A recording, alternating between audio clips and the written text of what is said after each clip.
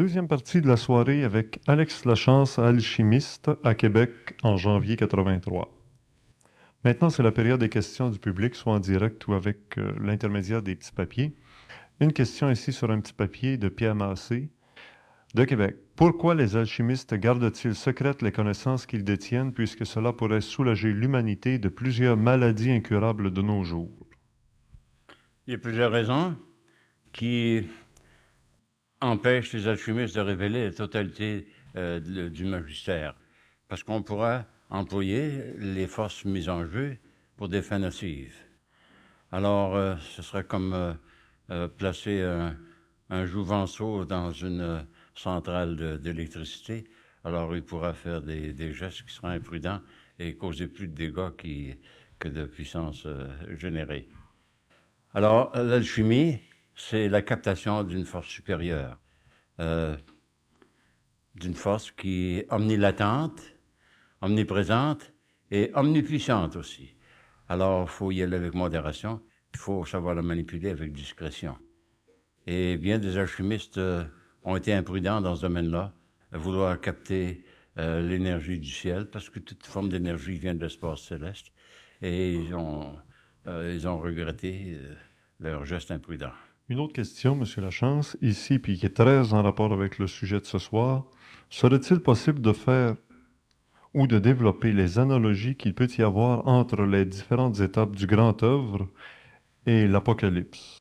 Un des premiers éléments, les chevaliers. On parle de 4 chevaliers dans l'Apocalypse. J'homologue les 4 chevaliers de l'Apocalypse avec les 4 formes de la matière. Terre, eau, air et feu. Alors, ce sont ces 4 formes de matière qui ont toujours régi le monde. Et ces 4 chevaliers-là sont montés de chevaux. Ils ont une monture. Alors, s'ils sont libérés dans le monde, ils peuvent créer autant de dégâts qu'ils peuvent faire de bienfaisance. Le cheval, que l'on considère comme la source d'inspiration, c'est le Pégase, le cheval ailé, qui ne piétine pas la terre. Alors, les 4 chevaliers représentent les 4 états de matière qui sont la condition dans laquelle nous nous trouvons présentement. Le cavalier noir, le cavalier rouge, le cavalier blanc, qu'est-ce qu'ils représentent respectivement? Précisément, les 4 états de matière. Oui, mais le rouge, c'est pourquoi? Le rouge, c'est la violence. Le rouge, c'est la violence, définitivement. Et quel état de matière est-il en analogie? Le feu. Le feu. Le feu, oui. Le noir. Ah, le noir, c'est la lubricité. C'est la lubricité. C'est ce qui met l'inconscience de notre être véritable. C'est la négation de la lumière. C'est toujours été l'obscurantisme. Et quel élément de la nature? Ah, ça représenterait l'eau. L'eau. Parce que l'eau, c'est l'émotivité, n'est-ce pas? Et l'émotivité est toujours à double pôle. Il y a des émotions créatrices, des émotions bienfaisantes, positives, il y a des émotions négatives. Alors, c'est symboliquement, ces 4 chevaliers-là représentent les 4 états d'esprit à travers lesquels l'humanité passe dans son ascension du plan spirituel. Le blanc signifierait quoi? Ah, le blanc, c'est la pureté dans tous les domaines. Le blanc, c'est ce qu'on appelle l'albification dans l'œuvre au blanc, dans l'œuvre alchimique. Et quel élément de la nature? L'élément de la nature, c'est l'air. C'est l'air, ouais. Et le dernier, de quelle couleur? Le dernier? Vert, je pense. Non, pas chevalier vert. Le rouge, le blanc, le noir.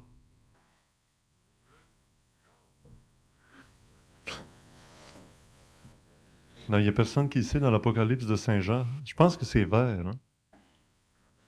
Bon, le vert, c'est la vie, c'est le symbole de la vie, n'est-ce pas? La végétation, c'est la vie. Ouais. Alors, la vie, c'est celui qui précède tous les autres. Hein? Ouais. La vie a toute son exubérance, etc. Ensuite, les analogies avec les temps. On parle des milléniums. Mm-hmm. Oui, les millénaires, on dit que dans l'Apocalypse aussi qu'aux yeux du Créateur, 1000 ans, c'est comme une minute pour la vie de l'homme, parce qu'il n'y a pas de temps véritablement dans le cosmos, dans l'univers. Le temps, c'est une illusion créée par l'insuffisance de nos sens. Le temps et l'espace n'ont pas d'existence. Si vous regardez à travers un microscope, vous croyez voir un grand précipice. À ce moment-là, vous avez rien que 6 pouces de cylindre. Hein? Alors, l'espace a perdu sa signification véritable. Il n'y en a pas de signification. Et quant au temps, ben, le temps est élastique. Si vous êtes heureux, ben, le temps passe avec une rapidité étonnante. Et si vous êtes en souffrance, ben, le temps est une véritable tyrannie. Alors, le temps et l'espace sont deux modes de perception de la matière qui sont nécessités par l'imperfection de nos sens, mais qui n'ont pas d'existence dans le cosmos. La bête dans l'Apocalypse a Ah, 7 têtes. la bête à sa tête, oui. On y met un chiffre aussi, on dit c'est le numéro 666. Hein? On en a déjà parlé, puis on a constaté que c'était un nom, le chiffre de la bête et aussi le chiffre de l'homme. Alors, on a, par numérologie, on a attribué ça au chiffre 9. Hein? 3 fois 6, 18. 18, c'est 1. En réduction théosophique, c'est 1 et 8, ça fait 9. 9, c'est l'apex de la civilisation. Hein? Parlant de civilisation, une autre question ici. Vous qui avez réalisé le grand œuvre, croyez-vous que l'homme de la 6e race pourra garder son corps physique aussi jeune qu'il le voudra, du moment qu'il respectera les lois naturelles comme le propose Madame de Sergerie? La sénescence, le vieillissement, est causé par un ralentissement du processus vital, la prolifération des cellules. Quand vous êtes jeune, les cellules se reproduisent avec une certaine rapidité et sont toujours saines jusqu'à un certain âge, jusqu'à la maturité. Et l'élixir, j'allais dire l'élixir, par modestie, excusez, a pour effet d'accélérer la croissance des cellules. Et si les cellules croissent, se reproduisent avec une vitesse normale, il n'y a pas de sénescence, il n'y a pas de vieillissement qui puisse s'emparer de vous. Et quant à conserver son corps indéfiniment jeune ou en état de réponse immédiate avec l'environnement, c'est possible à tous les âges. Parce que l'âge, c'est un état d'esprit. Le vieillissement, c'est un état d'esprit. C'est le corps qui vieillit. Mais on peut le maintenir en état d'harmonie avec notre environnement. Ce n'est pas une chevelure plus ou moins ennivelée qui est résultat de l'âge. On dit souvent qu'on tombe en deuxième enfance quand on vieillit. Là. Quelqu'un qui n'a pas le cancer, peut-il bénéficier de votre huile pour d'autres sortes de maladies ou est-ce qu'elle n'est efficace que pour le cancer? Oui, toute impureté cellulaire, toute croissance anarchique disparaissent, comme je disais tout à l'heure, comme de la glace fond dans l'eau chaude. Parce que ça réactive le processus de reproduction des cellules et ça le revivifie. Alors que ce soit un cas extrême de cancer ou bien que ce soit simplement une intoxication ordinaire, l'épuration a lieu immédiatement, c'est-à-dire dans l'espace de temps qui est requis pour épurer le système. D'après vous, est-ce qu'il est bon de sortir de son corps physique avec le corps astral? On le fait tous inconsciemment, sans le réaliser. Mais seulement on n'en a pas de profit parce qu'on ne se souvient pas. On s'imagine que c'était des fantasmagories. Mais on sort tous de notre corps, on s'extériorise et immédiatement, dès que l'on cesse de s'activer physiquement. Vous n'êtes pas en contact avec votre environnement extérieur, alors vous êtes en contact avec votre environnement intérieur. Et l'environnement intérieur, c'est tout l'espace environnant. Et vous êtes aussi près des antipodes quand vous rêvez à une personne aimée que vous le seriez à proximité immédiate.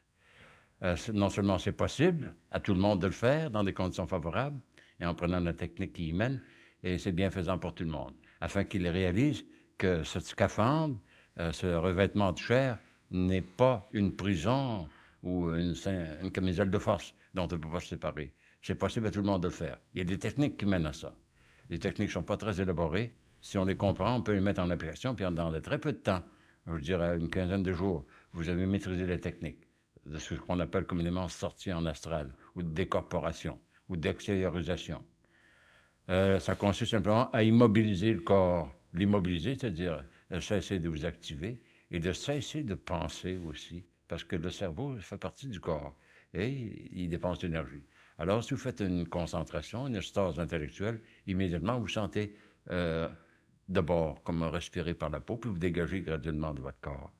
Et subitement, vous dites non, mon corps il est en dedans de moi. Moi, je ne suis qu'un œuf d'énergie, qu'une forme d'énergie, un gros œuf de lumière. Et vous dites, qu'est-ce qu'il y a d'étrange au milieu de ça? Ah, ça, c'est votre corps. Hein? Alors, ça peut vous arriver subitement, ça. Vous direz, mais qu'est-ce qui se passe? Ah, puis tout d'un coup, vous tombez dans votre corps, puis vous sentez ce pétillement. Ah, je rentre dans mon corps. Il y en a qui c'est arrivé spontanément. D'autres ont peiné pendant des semaines pour atteindre ce résultat-là. Puis quand ils l'ont atteint, ils se sont demandé comment ça se fait que je n'ai pas pu le réussir auparavant. Il s'agit d'endormir le corps, de faire interruption du contact des sens avec le monde extérieur. Vous le Dans le faites? silence, dans l'isolement et dans la détente totale, aussi totale que possible, vous pouvez tous atteindre cet état-là de décorporation. C'est plus facile qu'on pense. Et il s'agit de le vouloir, de le désirer et de prendre les conditions propices à l'obtention de cet état-là. Et c'est désirable et bienfaisant. Surtout parce que ça nous donne la conscience que nous ne sommes pas cette enveloppe charnelle. Ce n'est rien qu'une scaphandre, un revêtement. Vous le faites? Le voyage astral, le dédoublement astral. Voici, moi, ça m'est arrivé, je dirais pas par pire accident, une grâce bienfaisante qui m'est arrivée il y a quelques années. Enfin, j'étais tout jeune. J'avais absorbé. Non, c'était pas du cognac. C'était du chloroforme. Et j'ai commencé à respirer par la peau quand j'ai commencé à suffoquer. Et immédiatement après cette suffocation, je me suis vu debout à côté de mon corps qu'on était en train de taillarder pour une blessure. Et là, j'ai constaté que l'extériorisation, c'est une chose aussi facile à faire. Aujourd'hui, je peux le faire assez facilement. Est-ce que ça vous permet d'aller dans des sphères de connaissances qu'on appelle les universités cosmiques ou... Voici, on parle de sphères qui impliquent le mot espace aussi. Ce sont des sphères concentriques. Mais, comme je me répète, il n'y a pas question d'espace ni de temps.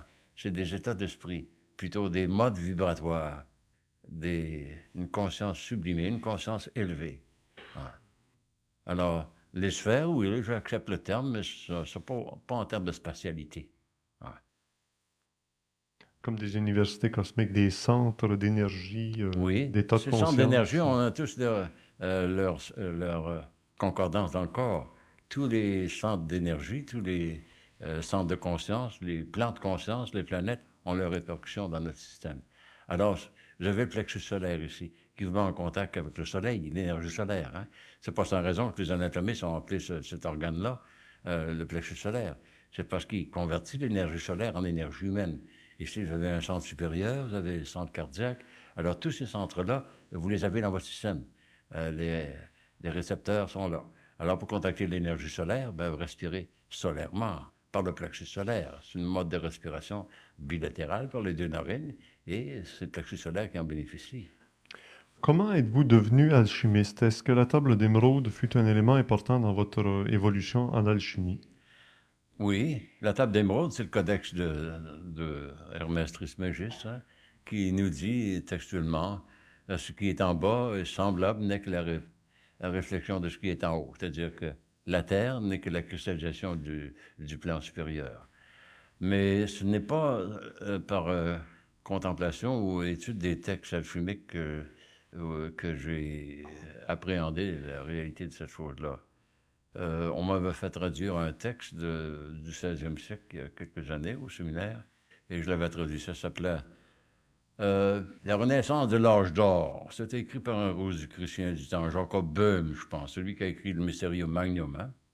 Alors, ça m'a fait réaliser qu'il y avait quelque chose qui dépassait la portée de nos sens, et c'est ça qui m'a mis, comme on dirait vulgairement, la puce à l'oreille. Et pendant 13 ans, quoi, de 1926 à 39, j'ai fouillé dans toute la bibliothèque du monde pour me procurer des traités qui avaient trait à cette science-là. Et après une interruption de 6 ans de guerre comme correspondant, j'ai repris le travail au laboratoire et j'ai réalisé que c'était la chose la plus importante au monde. Puis c'est ce qui nous fait réaliser la véritable raison de notre existence. Parce que c'est de se connaître, de se réaliser, de se compléter et d'atteindre notre destin.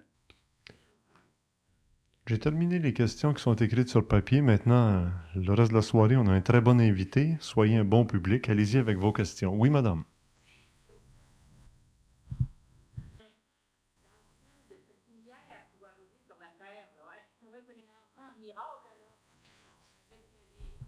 On parle de l'événement du mois de février 1983. Je suis obligé, Alex Lachance, de répéter les questions pour que les gens sur la cassette Je comprennent. comprends, Madame, j'ai bien compris, madame. attendez, monsieur Lachance, c'est que Oui. moi, il faut que je la répète pour que les gens à la maison qui ont la cassette puissent savoir sa question parce qu'on n'a pas de micro dans la salle. Alors, madame demandait si pour l'événement de février 1983 dont on parle, où on parlait au début dans la première partie de la soirée, si une dame qui est enceinte va enfanter à cette époque-là, ça va produire un enfant extraordinaire. Voici, madame, l'astrologie, l'astrosophie nous enseigne que le premier moment de contact avec la vie, soit la première insufflation, détermine le cheminement de toute notre vie, ou du moins les prédispositions que nous subirons au cours de notre vie. Ce sont ce qu'on appelle communément les horoscopes.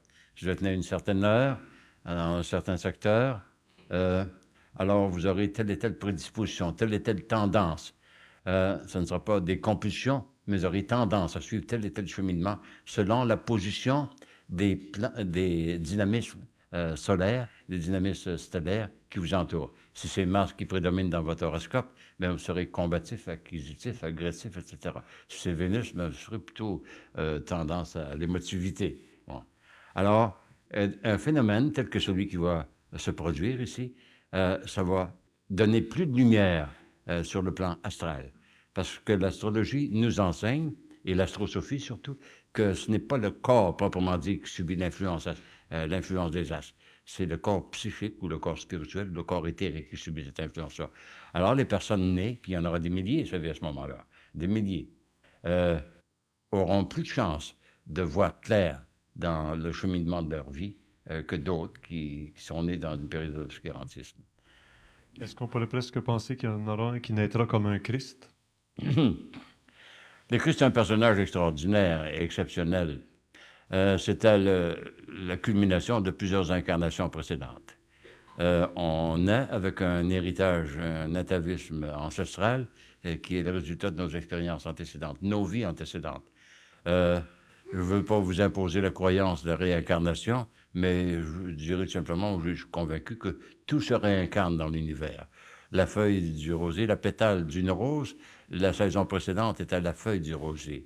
Et dans sa deuxième incarnation, la deuxième saison, elle est devenue la pétale d'une rose.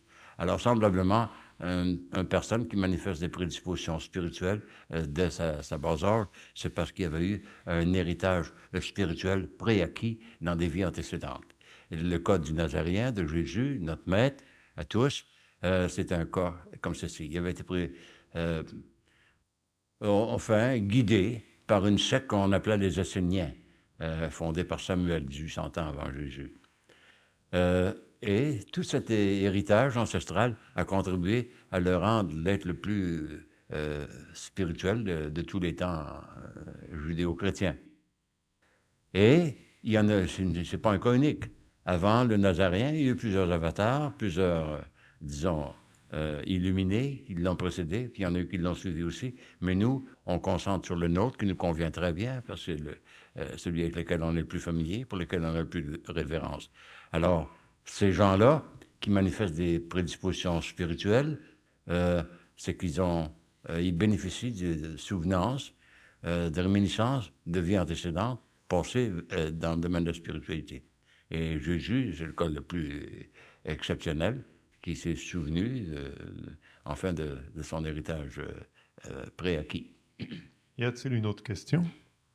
Oui, sur le bord du mur, là. Oui, madame.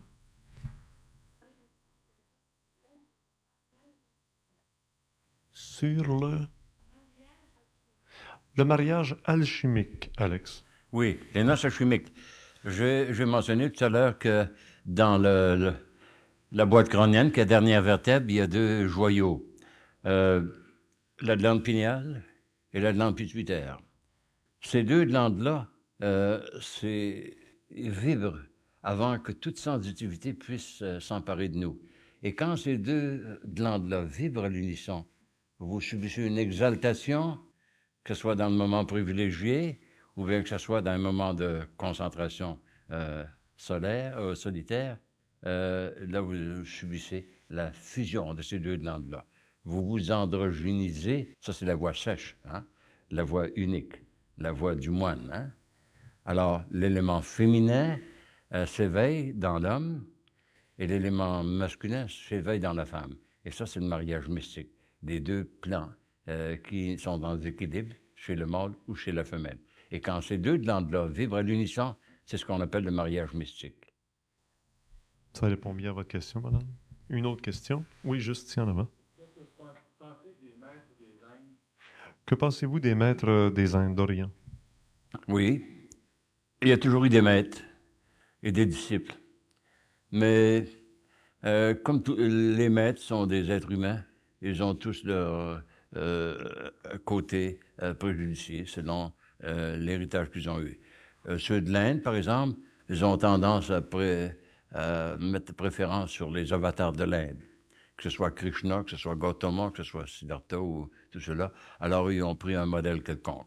Ils ont visé une spiritualité, mais pour nous, de la lignée judéo-chrétienne, le maître unique qui nous convient le mieux et qui a été le plus lucide dans l'explication de la vie spirituelle, c'est le maître de Nazareth, le Nazaréen, Jésus. Bear Spalding, n'est-ce pas? Oui. Oui, il parle de Jésus, oui. C'est le maître des maîtres, on peut dire, oui, le plus grand de tous, oui. Ah oui, Albert Spalding, oui, Albert Spalding, oui. Blair Spalding, n'est-ce pas? Une autre question? Oui, Blair Spalding, oui. Oui, monsieur. Quand on a atteint la maîtrise, on a atteint le plan supérieur, et quel que soit le vocabulaire que l'on emploie, que ce soit du vocabulaire hindou ou bien le vocabulaire judéo-chrétien, ça vise toujours au même résultat. Atteindre la spiritualité, qui est la maîtrise de soi. Mais un maître, véritablement, c'est celui qui a maîtrisé ses instincts inférieurs, et c'est pour pensée purement matérielle. Ça, c'est la maîtrise de soi. Puis le maître réside en dedans de nous. En dedans de nous tous. Ouais.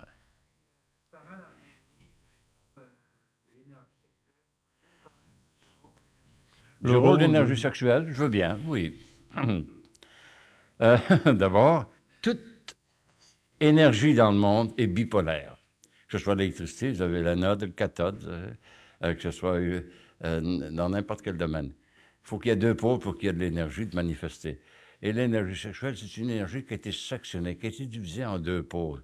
Et quand ces deux pôles-là sont réunis, ce n'est plus de l'énergie sexuelle, c'est de l'énergie unifiée. C'est pour ça que si salutaire, si bienfaisante et si désirable. Alors, oui. Alors, cette énergie-là, quand elle est fusionnée avec son pôle opposé, génère la béatitude. La béatitude sur tous les plans. Sur le plan biologique, aussi bien que sur le plan psychique, et affectif, etc. Alors, ça, c'est l'énergie sexuelle. C'est une forme d'énergie qui a été bifurquée, disons. Alors, pour la réunir les deux pôles, on a recours aux méthodes qui nous ont été léguées par notre héritage. Comment expliquer à ces conditions-là que les prêtres soient obligés d'être...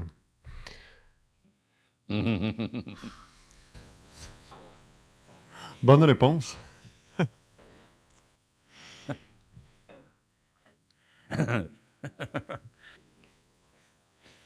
Pas de commentaire.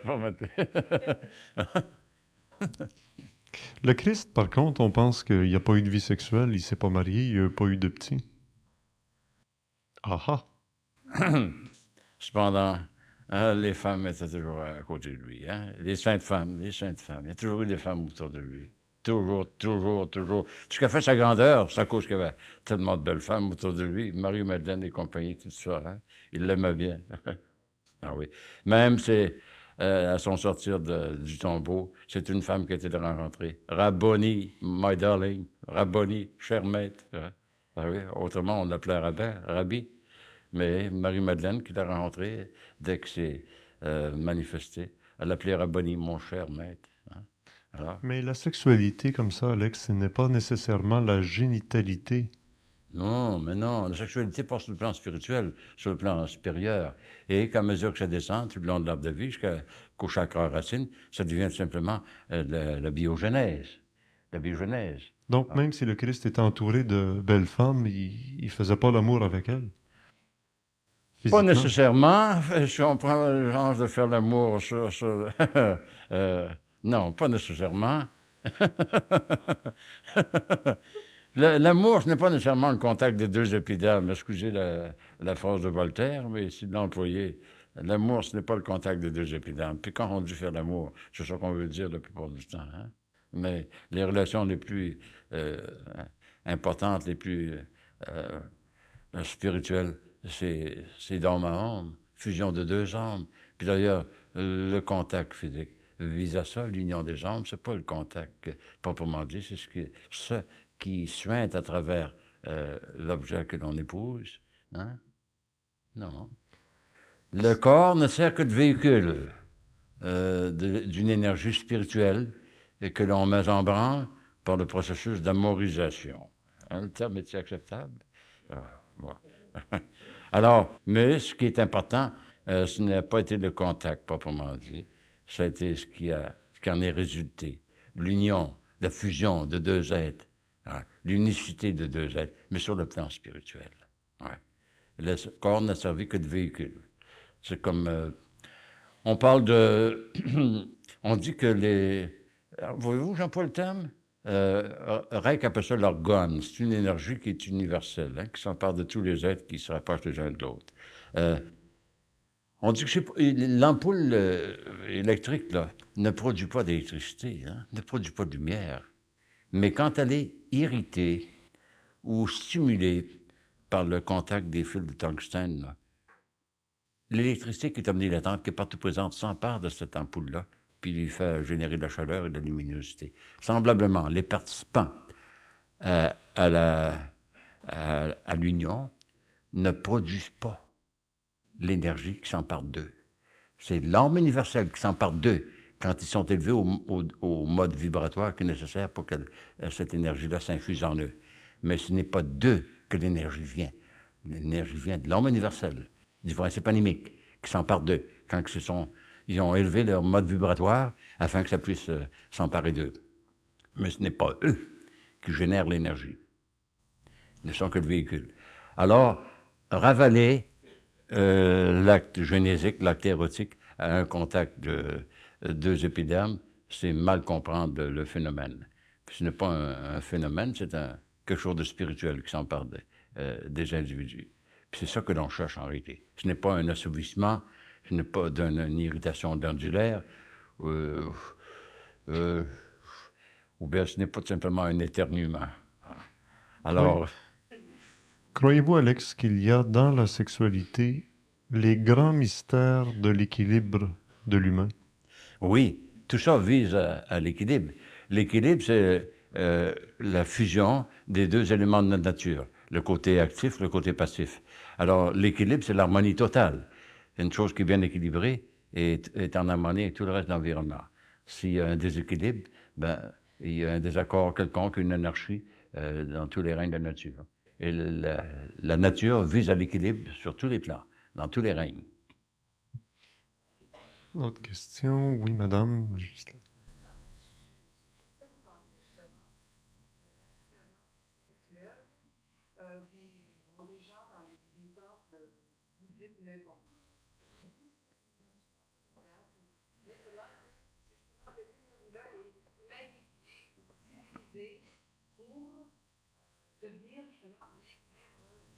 Oui. Je parlais, n'est-ce pas, de tantrisme tout à l'heure. Hein? Le tantrisme qui a été beaucoup ravalé, mais vise à produire une union des participants afin que ce soit une fusion d'énergie plutôt qu'une déperdition de sécrétion de l'ondulaire. Hein? C'est grossier d'employer ces termes-là, mais enfin, il faut appeler les choses par leur nom, n'est-ce pas? Bon. Alors, l'acte génésique, l'acte érotique, vise à fusionner deux âmes. Deux âmes. Et la nature s'empare des participants pour atteindre ses propres fins, pour engrosser une ovule, etc. mais c'est le but secondaire. Le but principal, c'est de fusionner deux âmes afin qu'ils soient unifiés, respectivement et collectivement. Et l'acte sexuel, puisqu'on en parle, pourquoi pas, l'acte sexuel vise à unifier deux êtres.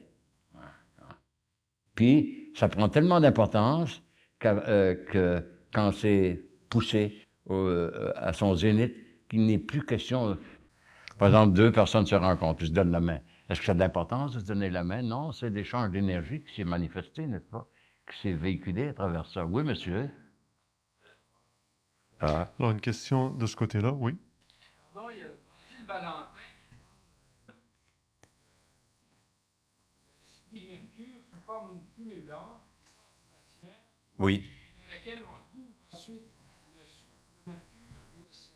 Oui, ça c'est après avoir fait subir le magistère. Le mercure est omnilatent, il est universel. Il existe partout. Dans certaines conditions atmosphériques, vous regardez dans le vide, vous voyez des millions, des billions de petites particules de lumière. Avez-vous déjà fait cette observation-là? Comme c'était des cristaux de neige infiniment petits qui scintillent devant vous. Ça, c'est le mercure universel. On dit que le mercure est le messager des dieux. C'est une entité véritable. Et Basile Valentin en parle dans ce sens-là. On peut recueillir le mercure dans la pierre, on peut le recueillir, on le recueille d'abord sur les draps, dans la rosée. Et ce mercure-là, il faut qu'il ait passé par tous les processus du magistère avant qu'on puisse le manipuler. Mais le mercure, c'est une substance spirituelle, d'abord, qui enveloppe toute l'atmosphère, Ça, c'est le mercure universel. Dans les Védas, on dit que les Vimana qui transportent les êtres dans l'espace circulent à l'aide de l'énergie du mercure. Oui, justement. Les Vimanas sont les vaisseaux spatiaux. Dans les Védas, dans les Upanishads, il y a beaucoup de questions.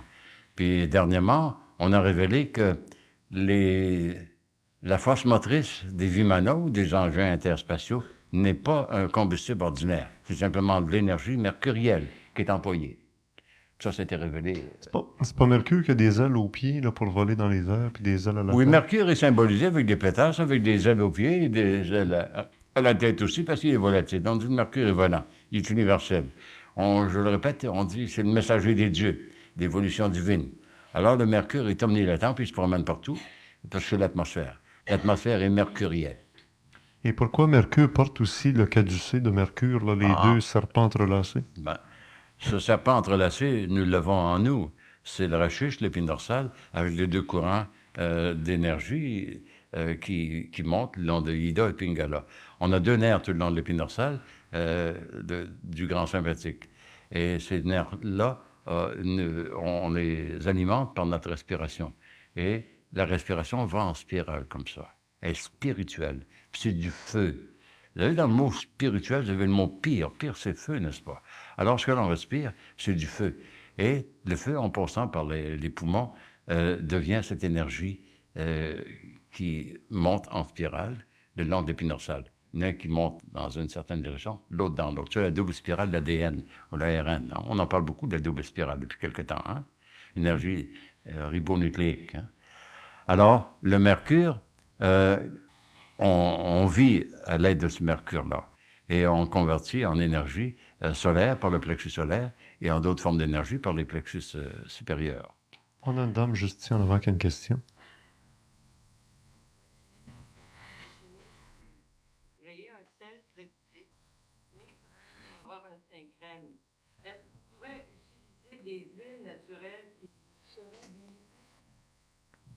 Oui, si vous y introduisez si vous y introduisez de l'énergie solaire, l'huile ne sert que de véhicule, parce que c'est quelque chose de plus pur. Hein?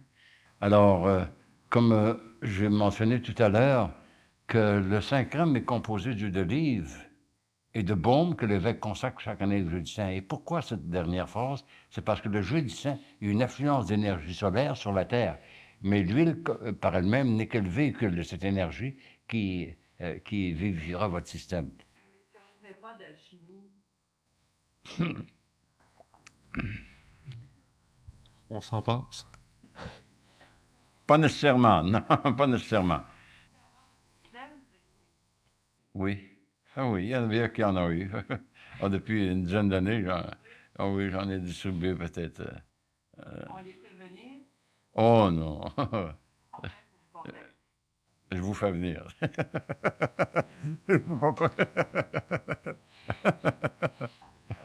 Non, il y en a plusieurs qui sont venus chez nous, puis ils ont éprouvé cette chose-là. Mais on prend pas, on fait pas ça au gadon. Moi, j'en ai une petite bouteille. Une petite bouteille que je fais des impositions, des classifications, j'appelle comme ça. Juste un petit tampon sur de la critique et tout au fond. Et ça peut durer indéfiniment. J'en ai toujours conscience. D'abord, ça éveille votre pinéal ici, puis devenez conscient de votre champ magnétique. Hein? Puis, Puis la multiplier. certainement qu'elle se multiplie, mais oui, elle se multiplie. Ben oui, la dernière opération de la chimie, on appelle ça la multiplication. Ça va de 10 en 10. 10 en font 100, 100 en font 1000. Hein? On ne va pas plus haut que ça. Alors, une goutte peut faire, à peu près 3 onces. Ouais, 3 onces. Vous êtes bienvenue, madame. Monsieur? On n'a pas le droit de s'enlever la vie. S'il y a quelqu'un qui s'enlève la vie, il arrive quoi? Il meurt. Bon. Ouais, se s'enlever la vie, c'est une injustice à soi-même, puis une grande insulte envers le Créateur. Je te donne quelque chose en veux pas, tu me le jettes en pleine face, hein, t'en auras plus. Tu vas être mis à la refonte. Non. Il redevient pas. Il prend pas notre corps. On parle de la réincarnation. Oui, oui. D'abord, on a été mis sur la Terre pour atteindre une fin. Cette fin-là, c'est l'expansion de la conscience. Et la Terre, c'est le creuset de notre évolution. Et malgré que parfois, la vue peut être bien pénible, si on regarde du bon œil, on va voir qu'il y a toujours une lumière en avant de nous. Non, on n'a pas droit, c'est un crime contre nature de s'enlever la vie. Comme ça, vous êtes d'accord avec le phénomène de réincarnation? Mais sans doute, la nature tout entière se réincarne incessamment. C'est ça qui fait l'évolution des espèces aussi bien que tout. Oui. Il s'enlève la vie, ça réincarne pas. Je ne suis pas en mesure de parler en connaissance de cause dans ce domaine-là. Mais s'il s'enlève la vie, bien, il refuse le plus beau don que le Créateur peut lui donner. Il se l'enlève, il devient anéanti. Hein? Parce que la vie, c'est la conscience. Bon. Alors, s'il s'enlève la vie, il détruit tout ce qu'il a acquis au cours de sa vie, puis il pense qu'à des devoirs qu'il a subis. Alors, c'est une sottise. Hein? On a quelqu'un au fond complètement de la salle.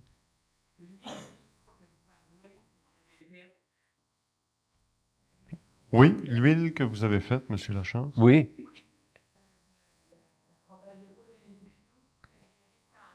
Oui, pourquoi vous n'en donnez pas dans tous les hôpitaux? Dans tous, non. On n'est pas sûr pour ça. Je l'ai fait dans quelques hôpitaux. Puis, oui, depuis une couple d'années, j'ai eu quelques résultats assez probants, assez bienfaisants, puis satisfaisants. On a parlé dernièrement dans les journaux de le cas de l'hôpital, un certain hôpital, ou un cas de cancer. Royal Vic? Hein? Royal Vic? Oui. Royal Victoria, Montréal. Oui, Victoria, oui. Bon, chose comme ça. Oui, je ne peux pas me promener incessamment. Hein. Si les gens viennent chez moi, ben, je m'efforce de les aider autant que possible. Des fois, j'y vais quand ça me permet. Mais je demeure loin de Montréal. Hein. Je demeure à 40 000 de Montréal. Et quand l'occasion se présente, je fais ce que je peux. Quand il n'y a pas trop de monde chez vous. Oui. On a quelqu'un au fond là-bas.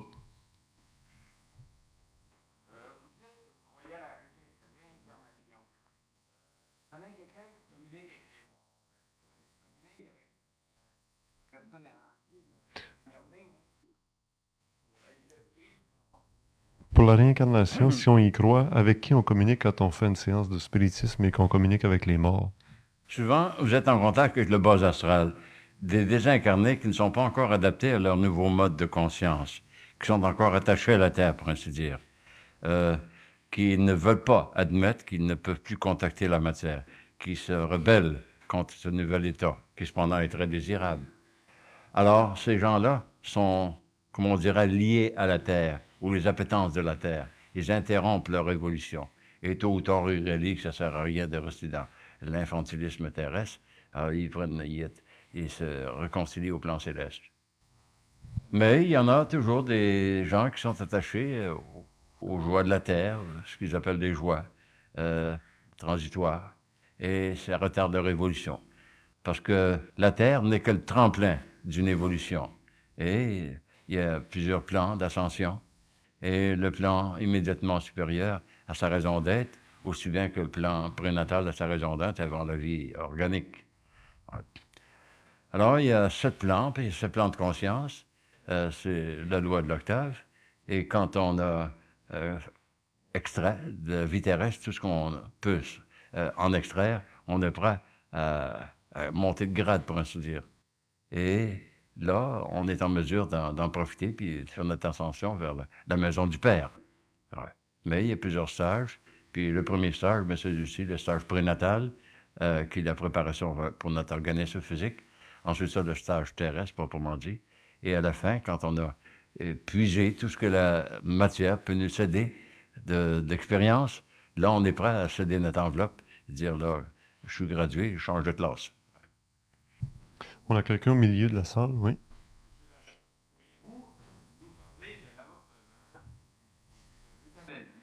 Parler de L'euthanasie, l'avortement. la mort douce, l'avortement. Bon, très bien. L'avortement, c'est un crime contre nature aussi. Bon, l'euthanasie, c'est un crime contre soi. Ouais, l'euthanasie, il y en a qui l'appliquent eux autres même. Dernièrement, on a constaté que des gens s'imposaient à eux-mêmes la mort douce. Quoiqu'aux États-Unis, on a glosé longtemps sur la légalité de produire une mort facile, une mort lente, là où il n'y avait aucune possibilité de guérison. Mais ce sont des anomalies. Ce sont des anomalies. C'était créé par l'homme. Puis l'homme a tendance d'errer dans bien des cas comme ça. La vie, c'est un don précieux. On doit la cultiver, la chérir et en profiter à tous les états, quelle que soit notre condition. Il y a toujours quelque chose de beau à en extraire. Et l'euthanasie, dans des cas incurables, enfin, moi je dirais que quand un homme est réduit à un état de végétabilisme, il n'y a rien à espérer de la vie, mais il y a une vie intérieure dont les témoins ne sont pas conscients. Une personne dans un état pratiquement d'inertie peut vivre une vie intérieure très intense, une vie même profitable. Et au dernier moment, je pense qu'ils veulent se raccrocher à la vie. On a vu bien des gens faillir dans un suicide, puis qui ont voulu revenir sur le plan terrestre afin de commencer tout en neuf. Non, ces des choses-là ont été créées par l'homme, c'est des choses tout à fait erratiques, et c'est antinaturel, c'est contre nature. Aussi bien l'euthanasie que l'avortement. On avait une autre personne au milieu, oui. C'est monsieur là, qui est debout, excusez. Oui.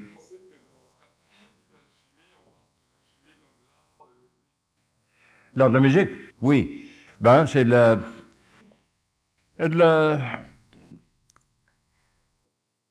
je dirais de la rythmosophie aristotelienne ou bien pythagoricienne. Et il y a 3 lois dans le cosmos, dans l'univers. La loi trinitaire, la loi de la Trinité, les 3 plans, le plan dynamique, le plan magnétique et le plan équilibrant. Puis la loi de l'octave, c'est la répétition de la première gamme. Puis la loi du duodénaire, la loi de 12 aussi. Alors, l'octave, c'est la répétition de toute la gamme. Prenez de Do, et la tonique, l'hypertonique, ce sera le Do supérieur, une octave plus loin. C'est la répétition sur un plan supérieur d'un certain mode de vibration qui est plus élevé. Et dans le mode spirituel, il y a des octaves aussi. Ici, nous sommes sur une octave grossière, à un degré du clavier cosmique. Et quand vous montez d'octave, c'est encore le même mode de vie, mais sur un plan supérieur, des vibrations supérieures, qui nous font apercevoir des réalités plus subtiles que celles que l'on prenait sur le clavier grossier. C'est la loi de l'octave. La répétition. Oui, monsieur. Là, on est rendu à madame, ici en avant. Madame. J'aimerais savoir si vous pouvez nous donner des moyens de canaliser l'énergie lors des événements Canaliser l'énergie. Bon, voici. On a l'habitude, c'est-à-dire, on est, malgré nous, on respire par une narine à la fois. Vous respirez pendant 55-58 minutes par une narine, puis se bouche, et ensuite ça, vous respirez par l'autre. Bon, si on prend l'habitude de respirer toujours par les 2 narines, on équilibrera notre énergie au point où on sera toujours conscient des plans supérieurs. C'est ce qu'on appelle une respiration bipolaire. Et si vous pratiquez cette chose-là, ça devient tellement habituel chez vous Vous direz, mais je n'ai jamais respiré comme ça auparavant. Je n'ai jamais réalisé que je pouvais respirer de l'ozone, parce que c'est de l'ozone que vous respirez alors. De l'air électrisé ou électrifié, si vous voulez. Alors, le moyen, c'est le moyen le plus efficace, ça. Respirer à plein poumon et par les deux narines afin de bien équilibrer votre entité cellulaire. Là, vous êtes conscient de choses qui dépassent habituellement votre perception. Ce serait une façon de se préparer pour les événements du mois de février. Oui, oui. D'abord, réalisez que tout ce qui arrive dans l'univers, dans le cosmos, aussi bien que dans notre vie personnelle, c'est pour notre bien-être. C'est bienfaisant. Puis ce qui va arriver, c'est pareil comme un lever de soleil, ça va être quelque chose de bienfaisant. On accueille le soleil. Hein?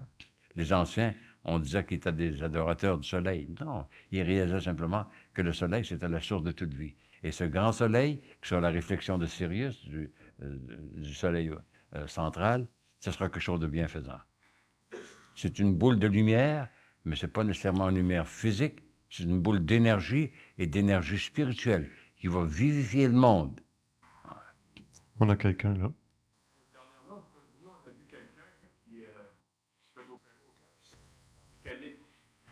Oui, on fait ça depuis longtemps.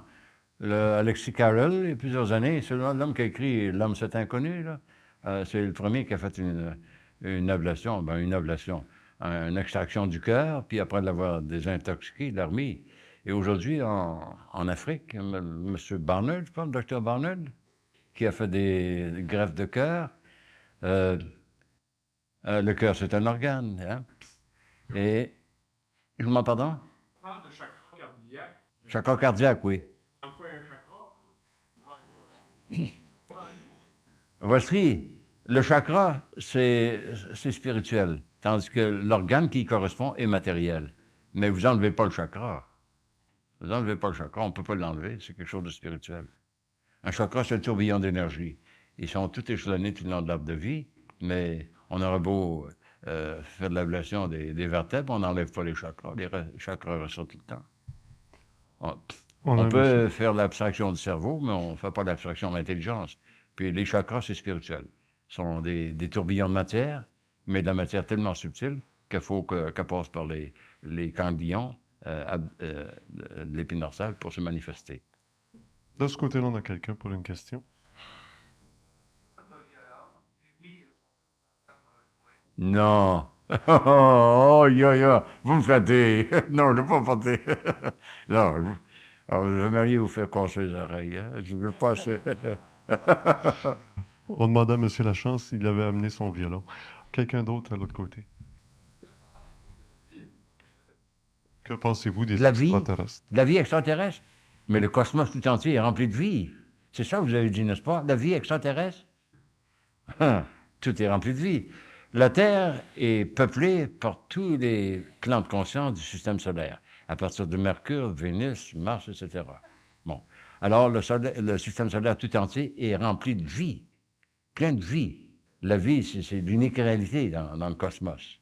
Parce qu'on en pense, on dit cela est, la vie est. Hein? Partout. Partout, partout, partout.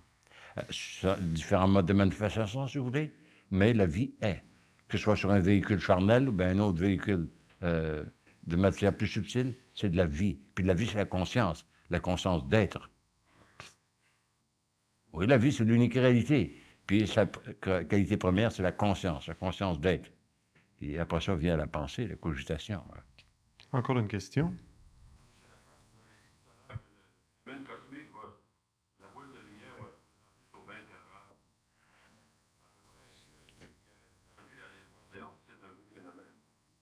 Non, malgré vous, vous pouvez voir quel phénomène qui se passe dans le ciel. Tous les gens vont sortir.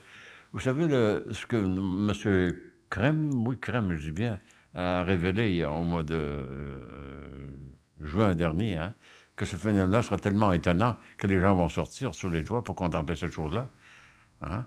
Ils vont dire quelque chose qu'on n'a pas vu depuis, jamais été vu, ou du moins en mémoire d'homme. Alors oui, les gens ne seront pas effrayés de ça. Ils seront éblouis de ça. Éblouis, puis exaltés de voir cette chose-là. Ils réaliseront que la vie n'est pas rien que sur la Terre, puis que la source de vie, jaillit avec plus d'énergie qu'auparavant. Il n'y aura rien d'alarmant. Au contraire, ça sera très exaltant pour tous ceux qui qui comprendront que c'est quelque chose d'infiniment précieux. Et voilà. Mais ceux qui ne comprendront pas, Ben, par l'exemple des autres, ils vont être affectés quand même, contaminés. contaminés. On a une dame juste là, oui.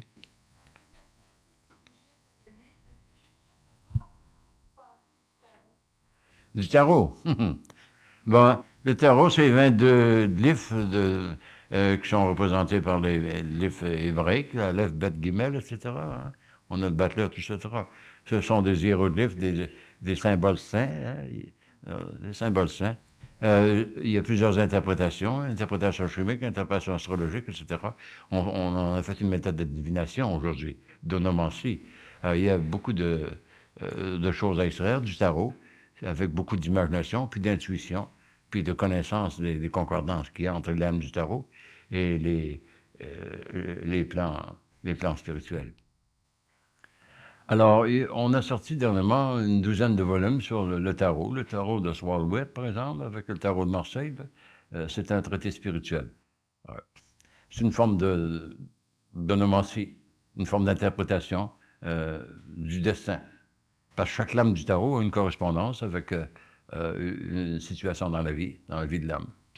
Ça commence par le battleur, ça veut dire l'homme laissé à ses propres ressources, qui manipule les 4 matières sur sa table. Hein. Les bâtons, l'épée, les deniers, les coupes, etc.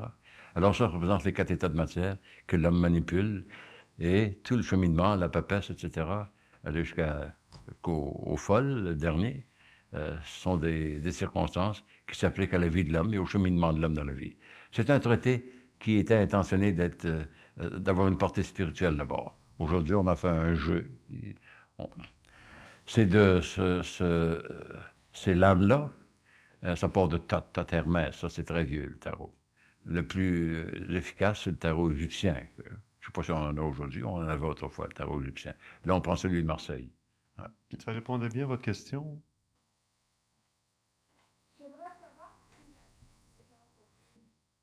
Quelle est la clé des sciences occultes? Si le tarot est la clé des sciences occultes, c'est une clé. Il faut me prendre par le bon bout, par exemple. Ouais. Faut me prendre par le bon bout. C'est spirituel. Oui, c'est un enseignement spirituel qui a beaucoup de ramifications, de concordances avec nos états d'esprit, dans toutes les circonstances de notre vie. Puis quelqu'un qui est sage, qui a l'expérience de l'âme humaine, puis qui peut en approfondir toute la portée, est capable d'être très utile en interprétant les lames qui sont choisies par le consultant. Mais ça demande infiniment plus qu'une mémoire des concordances. Il faut avoir l'intuition. Puis, je le répète, la connaissance de l'âme humaine. Ouais. Monsieur a une question.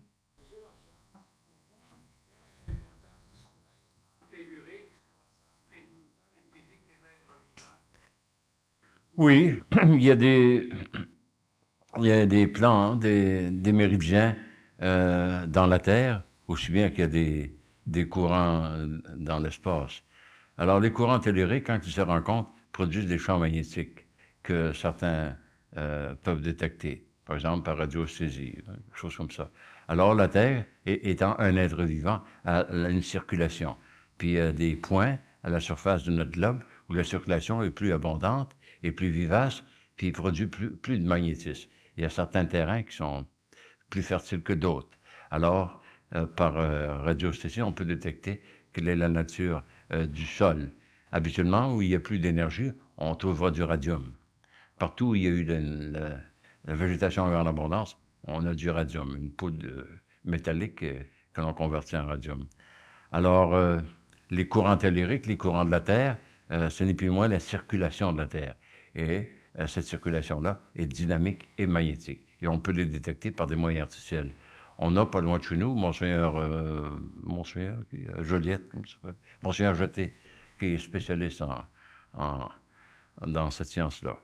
Puis il fait des choses étonnantes en détectant des choses comme ça, en se basant sur les courants de la Terre. Monsieur, juste ici en avant. Monsieur? Croyez-vous que vos écrits depuis 1929 vont être J'ai un petit dictionnaire alchimique, un lexique ou un glossaire, J'ai à peu près 2800 termes dans ça. J'attends de trouver un éditeur qui ne soit pas trop comparateur. S'il veut me donner une petite ristourne, je lui céderai. Mais j'en ajoute toujours, de temps en temps, j'ajoute un mot ou une définition. C'est un dictionnaire en forme plutôt des définitions que d'étymologie. Alors, tous les termes qu'on apprend en alchimie, alors j'ai écrit un petit article à ce sujet-là. Ouais. Oui. Monsieur avec Je un pense que chandail l'an blanc. prochain, je pourrais le mettre en circulation. Oui, monsieur. En plus, je reviens au phénomène de la route de. Ça me semble que quelque chose de délicat, quelque chose qu'on pourrait aller voir. Pourquoi ne conseille-t-on au gouvernement de se cloîtrer? J'ai pas saisi la fin de votre phrase. Pourquoi? Conseille-t-on de se cloîtrer alors que c'est quelque chose à voir? De se cloîtrer. J'ai pas dit ça. Ben, je l'avais dit.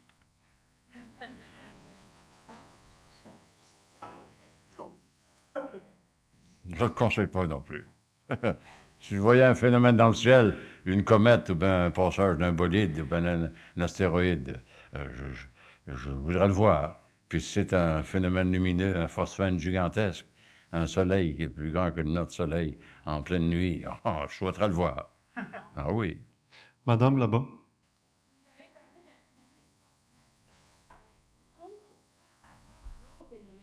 Noël 84, il paraît que c'est moi dit que le spécialiste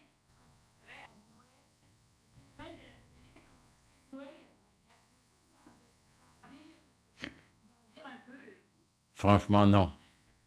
Franchement, non. Non, je suis pas omniscient, vous savez.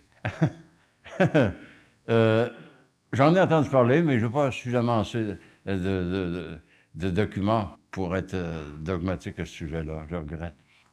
Monsieur Moiti, dont vous nous parlez, a fait un rapport suite à une rencontre qu'il a eue avec une archéenne.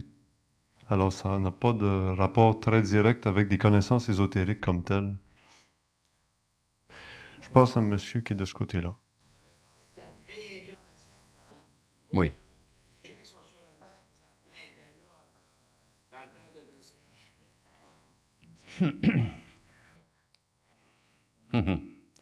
D'abord, la loi universelle. Tout se réincarne incessamment pour poursuivre l'évolution jusqu'à leur destin ultime. Tout, dans les trois règnes de la nature. Le minéral le plus grossier vise à atteindre la perfection, la noblesse de l'or, sous forme de gaz aurique. Et le végétal vise à la perfection également. Mais dans le cosmos, il n'y a pas de saut. Rien ne fait pas de saut. La nature ne fait pas de saut. Alors, le cheminement est lent et on ne peut pas voir, on ne peut pas constater et observer visuellement que tout évolue et évolue par réincarnation incessante comme ça. Et ça s'applique à l'homme infiniment mieux qu'à tous les autres êtres de la création. Alors, on évolue d'étape en étape par certaines phases temporelles jusqu'à ce qu'on se soit épuré de la matérialité pour finalement atteindre le degré de perfection qui est notre destin ultime. Mais tout dans l'univers se réincarne incessamment. C'est la loi de l'évolution. Un autre terme pour l'évolution, oui, serait réincarnation de tout. Toujours en ascendance. Toujours en ascendance. Ce n'est pas en décroissant. On a parlé de métempsychose, un terme que l'on a confondu avec réincarnation, en disant que une personne qui aura mal vécu ignoblement, se réincarnera dans un animal inférieur, ce qui est tout à fait faux. L'évolution est toujours en ascendance, toujours en ascendance, toujours vers le mieux, vers le plus, vers le destin ultime qui est la réintégration dans la maison du Père. Alex, Oui, mais... vous êtes intarissable dans tous les sujets et à 79 ans, je pense, vous êtes la preuve vivante de l'efficacité de l'alchimie lorsqu'on sait la maîtriser comme vous, qui êtes un maître en alchimie. Je vous remercie au nom de tout le monde ce soir. Merci, Alex Lafont.